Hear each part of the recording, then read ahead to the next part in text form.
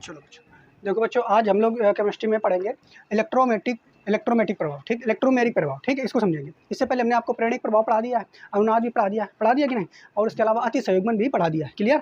ये जितने ये आपको जितना भी आपको लेक्चर मिल रहे हैं, सारा केमिस्ट्री का बेसिक है। बेसिक जब आप सीख जाओगे तब फिर पहला चैप्टर शुरू होगा। बात समझ पा रहे हो कि नहीं? क्लियर? इसको आपको सही से सीखना है, क्योंकि जितने चैप्टर आपको सेकंड जो केमिस्ट्री है, कार्बनिक रसायन है, उसमें जितने ये आपको पढ़ा रहे हैं, ये सभी चैप्टरों में आपको उपयोग में मिलेगा, इसलिए इनको सीखना बहुत जरूरी है। क्लियर?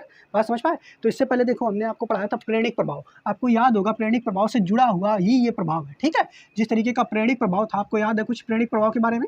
प्रेरणिक प्रभाव में हमने आपको बताया था कि जो कार्बन की श्रृंखला होती है, कार्बन की श्रृंखला, मानो CH3 single bond CH2 single bond CH2, इसमें क्या करते हैं, इस श्रृंखला में एक कोई दूसरा तत्व ऐसा जोड़ देते हैं, ठीक है, X कोई ऐसा तत्व जोड़ देते हैं जिसकी विद्युत ऋणात्मकता क्या होती है, इस कार्बन परमाणु से या तो ज़्यादा हो या तो कम हो। तो जब ऐसी स्थिति हो जाती है, तो अगर इसकी विद्युत ऋणात्मकता इससे ज़्यादा हो तो क्या होगा, ये साजिक इलेक्ट्रॉन युग्म को अपनी ओर खींच लेता है, और खींचने के साथ साथ इसके ऊपर आंशिक ऋण आवेश आ जाता है। इसके ऊपर अगर आंशिक ऋण आवेश आ गया तो कार्बन की श्रृंखला पे आंशिक धन आवेश आता जाता है, यानी इस पे आंशिक धनावेश, आंशिक धनावेश, और इस पे आंशिक धनावेश आ जाता है कि नहीं? ये वाला जो प्रभाव है, इसी को हम प्रेरणिक प्रभाव कहते हैं। वास्तव में जो प्रेरणिक प्रभाव अगर आप ध्यान से देखोगे बच्चों, तो ये इस सिंगल बॉन्ड पे ही तो है। बात समझ पा रहे हो नहीं? सिंगल बॉन्ड के कारण ही तो है। तो इस सिंगल बॉन्ड को ही हम, आप जानते हो कि इसको सिग्मा बंध भी कहते हैं। क्या कहते हैं?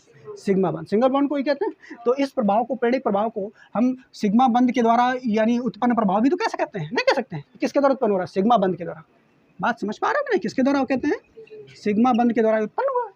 बात समझ पाए? और इसमें अगर हम कह दें, बताओ बेटा, इसमें धनात्मक प्रेरणिक प्रभाव होगा कि ऋणात्मक, तो तुरंत आप बता दोगे, इसमें -I प्रेरणिक प्रभाव होगा। मेरी बात समझ पा रहे हो ना? ठीक है। इसी तरीके से अगर दूसरी चेन होती है, यहाँ पर आपको याद होगा बच्चों, CH3 single bond CH2 single bond CH2, और ये कार्बन X, ठीक है, और इस पर अगर मान लीजिए दूसरा X तत्व जुड़ा हुआ है, इसकी विद्युत ऋणात्मकता इस कार्बन से कम हो, तो क्या होगा, साजे का इलेक्ट्रॉन युग्म ये कार्बन श्रृंखला अपनी ओर खींच लेगी, और खींचती है तो इसके ऊपर आंशिक धनावेश, इस वाली पर आंशिक इस पे आंशिक ऋणावेश आएगा, आंशिक ऋणावेश, इस पे भी आंशिक ऋण आवेश, इस पे आंशिक ऋण आवेश आ जाता है, ठीक है। बाकी इसमें क्या आता है, आंशिक धनावेश। और इस प्रभाव को हम क्या कहते हैं? धनात्मक प्रेरणिक प्रभाव कह देते हैं। क्या कहते हैं कि नहीं? वास्तव में जो ये प्रेरणिक प्रभाव होता है, ये एक स्थायी प्रभाव है। कैसा प्रभाव है ये? स्थायी प्रभाव होता है। कैसा होता है? स्थायी। मेरी बात समझ पा रहे हो कि नहीं?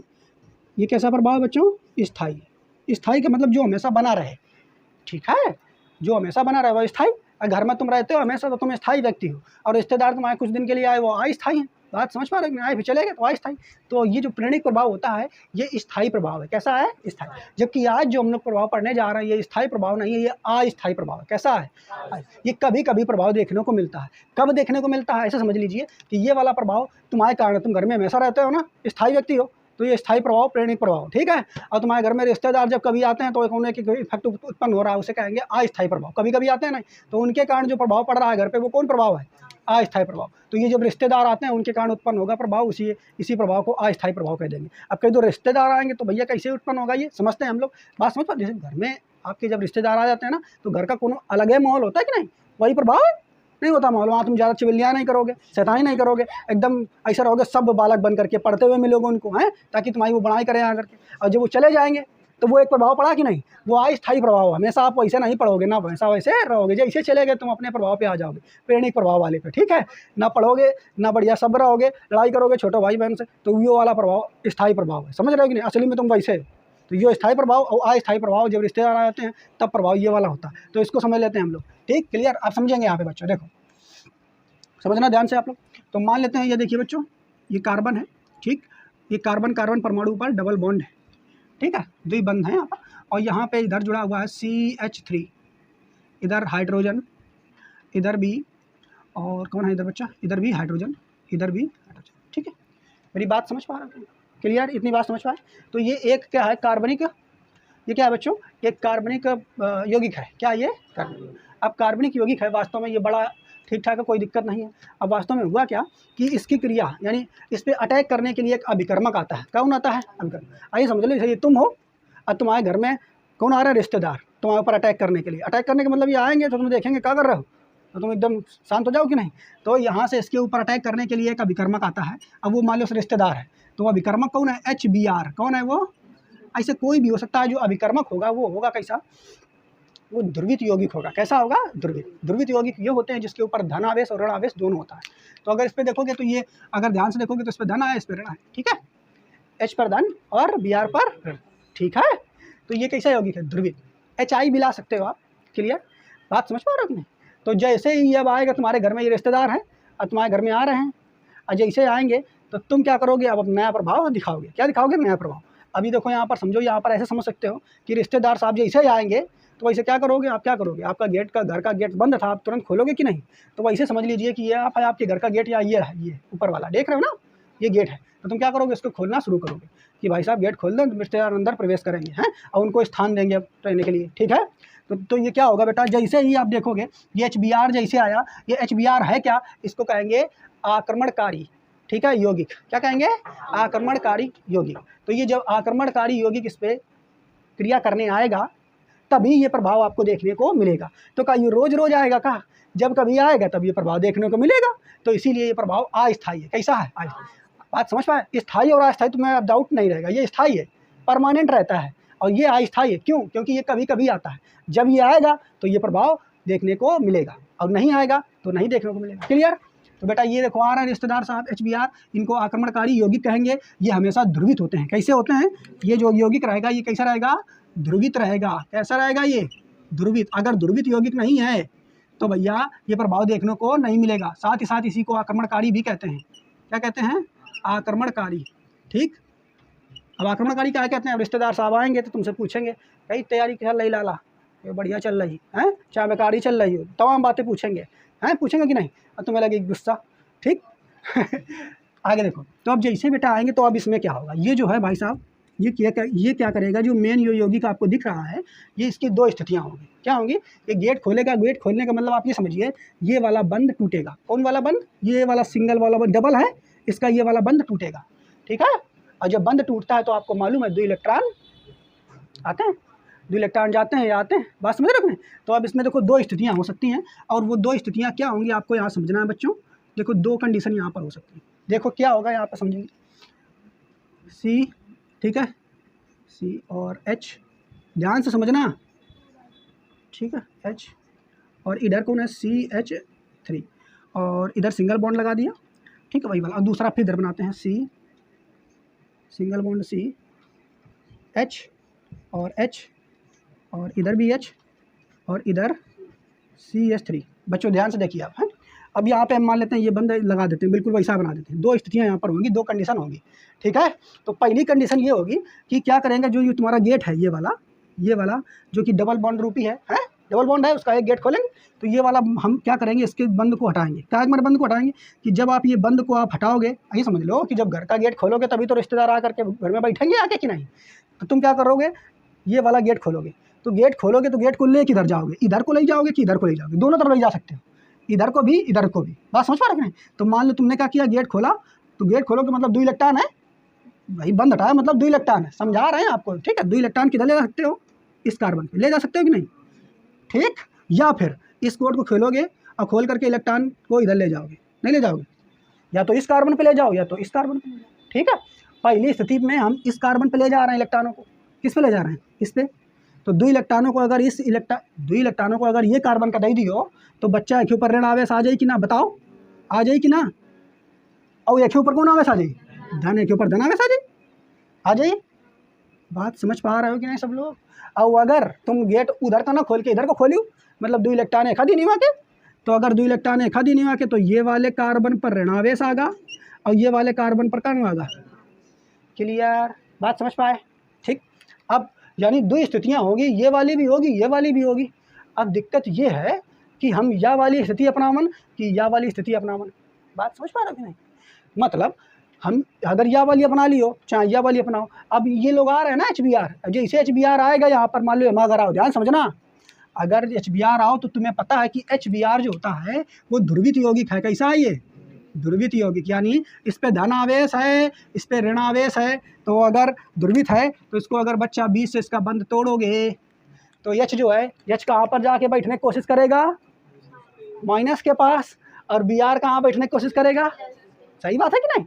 तो अगर इसमें अगर तुमने ये वाला गेट इस तरीके से खोला है तो यह चाह करके भाई साहब बैठ जाएंगे यहाँ इसके पास, अब बी आर आकर के बैठ जाएंगे यहाँ इसके पास। क्लियर।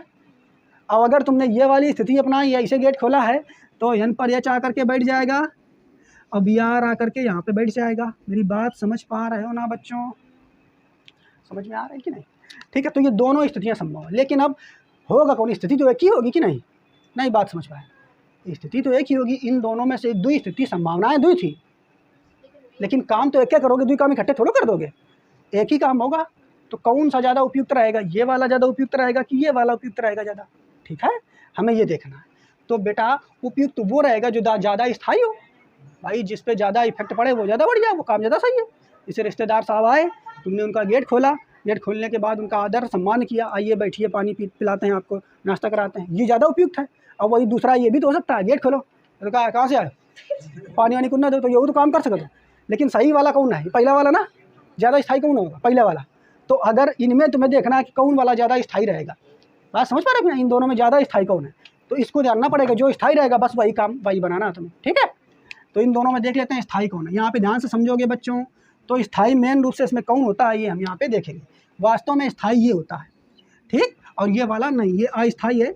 ये वाला यानी आप समझ लो कि ये स्थायी वो वाली कंडीशन है जब आप अपने रिश्तेदार का सम्मान कर रहे हो खोल के, बढ़िया, तो ये खोल के पानी नहीं पिला रहे हो, सम्मान कर रहे हो, ठीक है, तो ये ज़्यादा काम सही है। और ये मका है, ये मैं सम्मान सम्मान नहीं कर रहे हो, तो ये अस्थायी वाला प्रॉब्लम होगी कि नहीं, तो इसको दूर रखो, ये नहीं करना चाहिए, ये वाला करना चाहिए काम। ठीक है, क्लियर।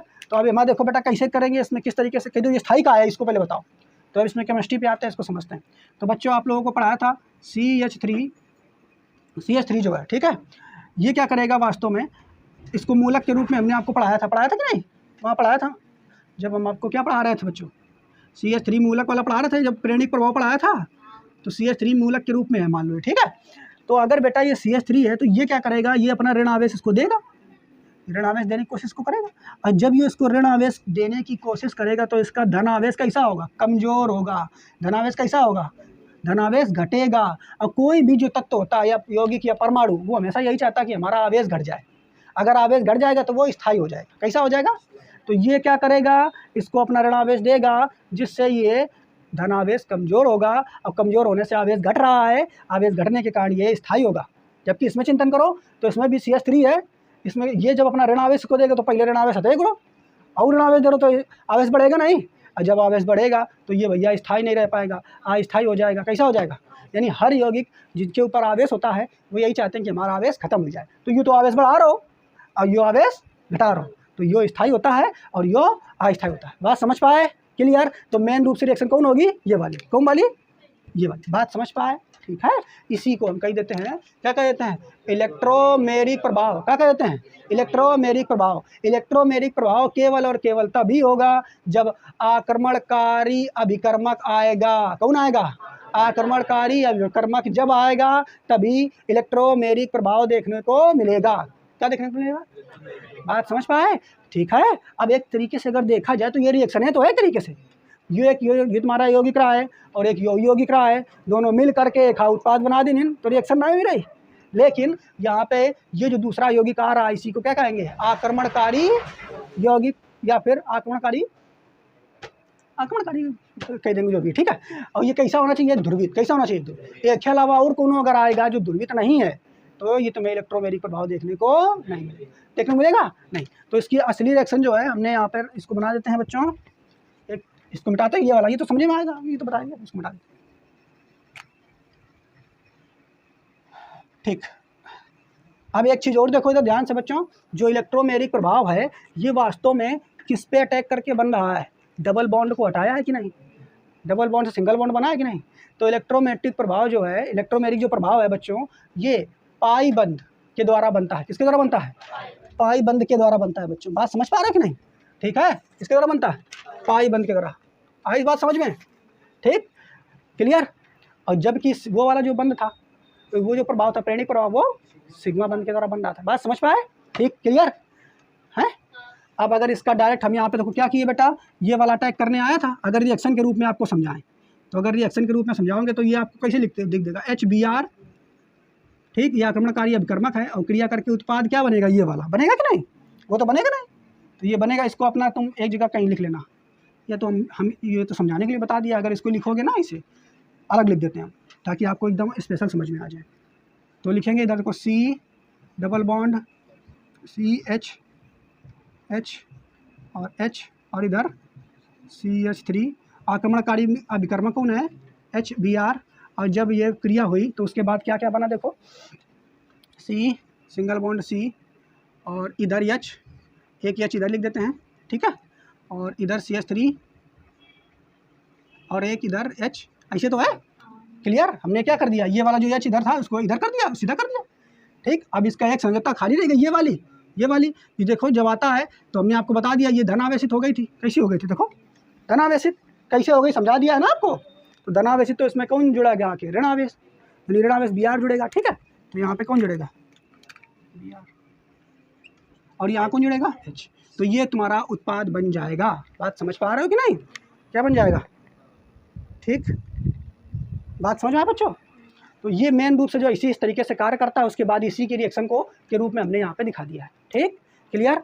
और ये जो प्रभाव है ये अस्थायी प्रभाव है, कैसा है, हमेशा नहीं दिखेगा। क्यों, क्योंकि भैया जब आक्रमणकारी आएगा आक्रमणकारी अभिकर्मक आने से ही तुम्हें ये इलेक्ट्रोमेरिक प्रभाव देखने को मिलता है, इलेक्ट्रोमेरिक प्रभाव, ठीक है। जबकि प्रेरणिक प्रभाव जो है उसमें किसी की जरूरत नहीं पड़ती है, वो स्थायी प्रभाव होता है, ठीक है। अब इसके कुछ पॉइंट हैं जो कि हमने यहाँ पे लिखे हुए हैं परिभाषा के रूप में, अगर एग्जाम में आते वगैरह हैं तो कैसे आप इनको लिखोगे वो यहाँ पे आप देख लेंगे, ठीक है। हमने समझा दिया, आपको समझ में आ जाएगा।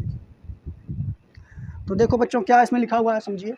लिखा हुआ है यह प्रभाव, ठीक है, क्या लिखा हुआ है, यह प्रभाव पाई इलेक्ट्रॉनों से संबंधित होता है। सही बात है, पाई इलेक्ट्रॉन संबंधित होता है कि नहीं। डबल बॉन्ड जो है ये पाई इलेक्ट्रॉन, ठीक है, ट्रिपल बॉन्ड को भी पाई इलेक्ट्रॉन वाला कह देंगे, ठीक है। तो ये प्रभाव जो है पाई इलेक्ट्रॉनों से संबंधित होता है, जबकि प्रेरणिक वाला सिग्मा बंध से संबंधित होता था। देखिए आगे फिर क्या लिखा हुआ, देखो आगे लिखा हुआ है किसी आक्रमणकारी अभिकर्मक की उपस्थिति में, किसी आक्रमणकारी अभिकर्मक की उपस्थिति में पाई इलेक्ट्रॉन युग्म इस बंध से जुड़े एक परमाणु पर स्थानांतरित हो जाते हैं। देखो क्या कह रहा है, किसी आक्रमणकारी अभिकर्मक की उपस्थिति में। तो आक्रमणकारी अभिकर्मक की उपस्थिति मतलब आक्रमणकारी अभिकर्मक जैसे आएगा की उपस्थिति में पाई इलेक्ट्रॉन, कौन इलेक्ट्रॉन, पाई इलेक्ट्रॉन। देखो फिर इस बंध से जुड़े एक परमाणु पर स्थानांतरित हो जाता है। स्थानांतरित मतलब चला आता है, तो इधर यहाँ पे जा रहा था है और उधर यहाँ पे आ रहा था, चला आता है कि नहीं, स्थानांतरित हो जाता है। इस प्रक्रिया में इलेक्ट्रॉन युग्म ग्रहण करने वाले परमाणु पर इकाई ऋणावेश तथा दूसरे परमाणु पर इकाई धनावेश आ जाता है। बात समझ पा रहे नहीं, जोन इलेक्ट्रॉन युग्म को ले गया उसके ऊपर ऋणावेश और जोन जिससे दूर जाएगा उसके ऊपर धनावेश आ जाता है, ठीक है। यह प्रभाव इलेक्ट्रोमेरिक प्रभाव, सरल सी परिभाषा है, नहीं कठिन है, समझा दिया, उससे जुड़ गई, ठीक है। आगे देखो इसमें दिखा रहा है ये कार्बन है, उसके बीच डबल बॉन्ड है, मतलब पाई बंद है, और इधर इधर यहाँ पे जोड़ दिया, ये बंद दिखा दिया कि एक यहाँ पे जुड़ेगा कि यहाँ पे जुड़ेगा, ठीक, यहाँ जुड़ेगा। बात समझ पा रहे नहीं। तो अब अगर इसका इलेक्ट्रॉन यहाँ पे चला जाता है, कोई आक्रमणकारी अभिकर्मक जैसे आएगा तो ये वाला इलेक्ट्रॉन चला जाता है इस पे, जैसे इस पे जाएगा तो इस पे आ गया ऋणावेश, इस पे आ गया धनावेश, बाकी ये बंद खाली हो गया, ठीक है। तो वास्तव यहाँ पे लिख लेना आक्रमणकारी अभिकर्मक लिख लेना, अभिकर्मक, ठीक है। ये आएगा तो ये से रिएक्शन होता है। आगे यह एक अस्थायी प्रभाव है, समझा चुके हैं कैसा प्रभाव, अस्थायी। आगे इस प्रभाव में पाई बंध टूट जाता है, इस प्रभाव में क्या होता है, पाई बंध टूट जाता है, ठीक है। बात समझ पा रहे हो कि नहीं बच्चों, इस प्रभाव में पाई बंध कैसा हो जाता है, टूट जाता है। बात समझ पाए। आगे इस प्रभाव के कारण अभिक्रिया आसानी से होती है, इस प्रभाव के कारण ये अभिक्रिया आसानी से होती है। देखिए क्यों आसानी से होती है, क्योंकि जो ये डबल बॉन्ड है इसको तोड़ना सिंगल बॉन्ड की तुलना में आसान नहीं होता है, ठीक। और जबकि आक्रमणकारी अभिक्रिया अगर आता है, आक्रमणकारी अभिकर्मक जब आता है तो इस डबल बॉन्ड को आसानी से तोड़ देता है। बात समझ पा रहे हो, ठीक है। इसलिए इसमें क्या होती है, अभिक्रिया आसानी से हो जाती है। आगे लिखा हुआ यह प्रभाव केवल उन समूहों पर होता है जिसमें पाई बंद होते हैं, यानी जिसमें पाई बंद होगा। पाई बंद कौन कौन, डबल बॉन्ड या ट्रिपल बॉन्ड, वही बंद जब होता है तो उन्हीं समूहों पर आपको ये प्रभाव देखने को मिलेगा, अन्यथा ये प्रभाव देखने को मिलता है नहीं। आगे इस प्रभाव को कैपिटल ई से प्रदर्शित करते हैं, किससे प्रदर्शित करते हैं, कैपिटल ई से। जबकि जो तुम्हारा प्रेरणिक प्रभाव था उसको कैसे प्रदर्शित कर रहे थे, कैपिटल आई से, कैसे प्रदर्शित करते हैं। बात समझ पाए, क्लियर, ठीक। नोट कर लो, बात समझ में आ गई होगी आपको, इसको छाप लो, हैं?